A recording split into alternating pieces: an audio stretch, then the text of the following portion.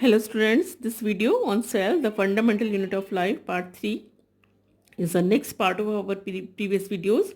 So now we are going to talk about the most important part of the cell, that is cytoplasm. So let us see what is cytoplasm. But before starting cytoplasm, I would like to share one important term that is associated with cytoplasm, and that is protoplasm.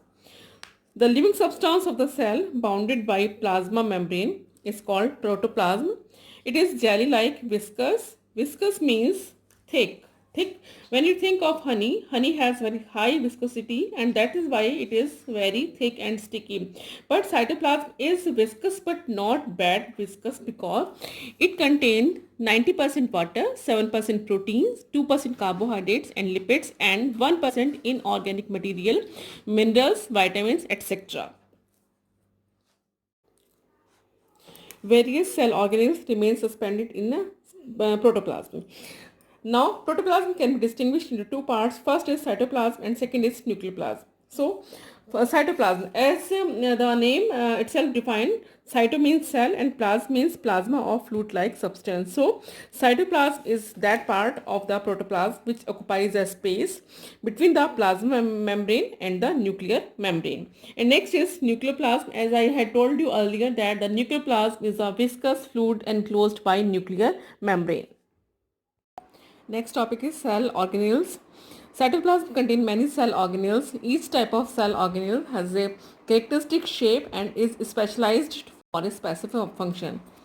The cell organelles found in cytoplasm are: some are double membrane organelles, some are single membrane organelles, and some organelles are without any membrane. So the cell organelles which are double membrane are endoplasmic reticulum, next is Golgi apparatus, next is mitochondria, plastid, and vacuoles. And the cell organelles, they are having single membrane are lysosome only, and the organelles without membrane are ribosome, centrosome, and centriole. Let us study these organelles one by one. First one is endoplasmic reticulum, and this is a double membrane bound organelle, and this was endoplasmic reticulum was discovered by Porter and Thomson in 1960 and 61. Endoplasmic reticulum is a network in the inner fluid of cell. It's a continuous or complex network of channel bounded by membrane. It spreads out in the cytoplasm of all eukaryotic cells. It means it is absent in prokaryotic cells and mammalian RBC. At some places, these membranes or endoplasmic reticulum's membrane are connected with plasma membrane at one end and with the nuclear membrane at the other end, forming continuous channels. Endoplasmic reticulum occur in two forms. First is rough endoplasmic reticulum.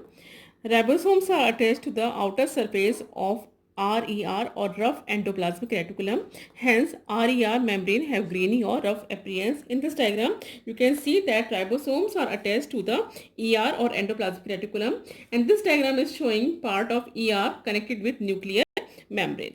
Second is smooth endoplasmic reticulum. Membranes of SER or smooth endoplasmic reticulum are smooth because ribosomes are not attached to them.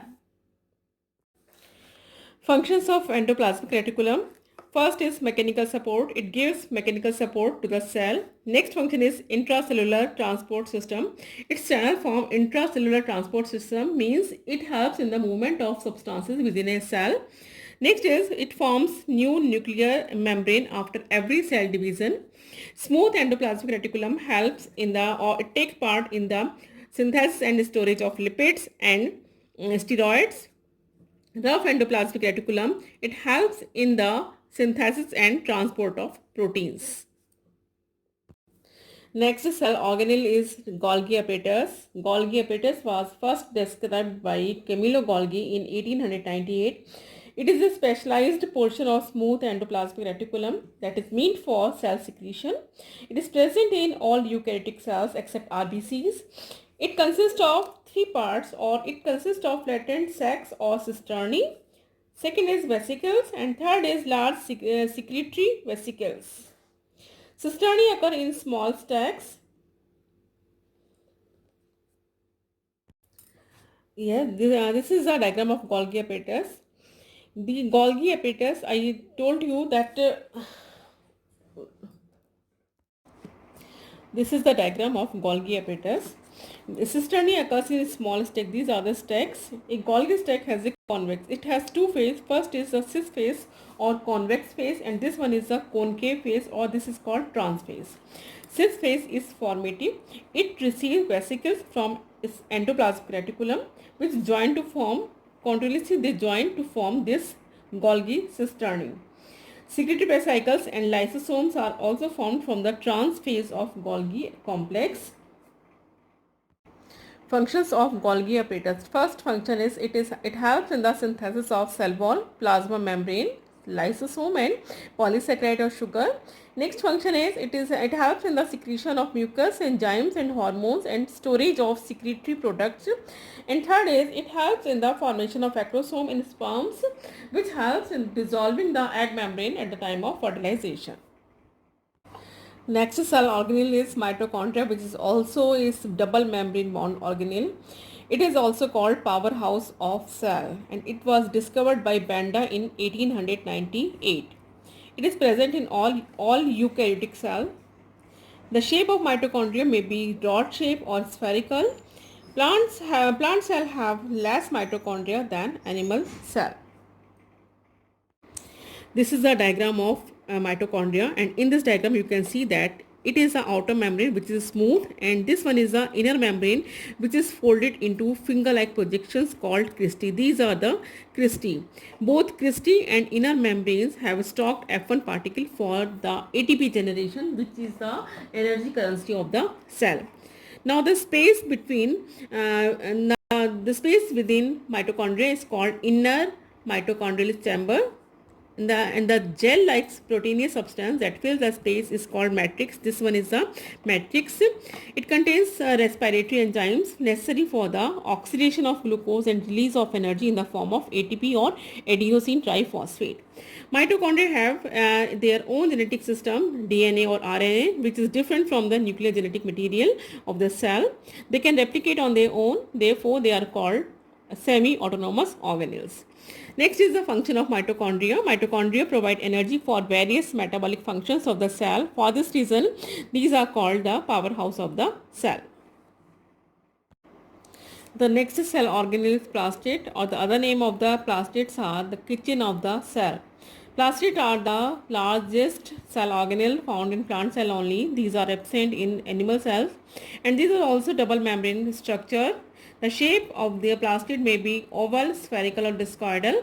Plastates are basically of three types. First one is chloroplast, second is chromoplast, and third one is the leucoplast. The first one, chloroplast. These are found only in green parts of the plant, and they contain a green pigment, that is chlorophyll, which is required for synthesizing food through photosynthesis. Chloroplasts contain their own DNA, RNA and ribosomes. They synthesizes their own proteins and also have the capacity to replicate, hence chloroplast are also called semi-autonomous bodies. Second one is chromoplast. These contain yellow, orange and red pigments. They are mostly present in the petals of flowers and fruits, and the coloring pigment present in them are xanthophyll, due to which the color of flowers and fruit is yellow, and carotene, and due to which the color of flowers and fruit is orange red. Last is leucoplast. These are colorless plastids without any pigment. The leucoplast that stores starch are amyloplast. Proteins are aleuronplast and lipids are alloplast. Cells of potato tubers, rice grains and maize grains have abundant leucoplast. Next is the function of chloroplast. First is the photosynthesis, that is the main function of chloroplast. Chloroplast trap solar energy with the help of chlorophyll for manufacturing food during the photosynthesis. Therefore, they are called the kitchen of the cell. Second is giving colors. Chromoplasts give characteristic color to the flowers and fruits and help in attracting insects and other animals for pollination and dispersal of fruits. Next function is storage. Leucoplasts help in the storage of food, and the last function is generation of oxygen. Chloroplasts utilize atmospheric carbon dioxide and generate oxygen.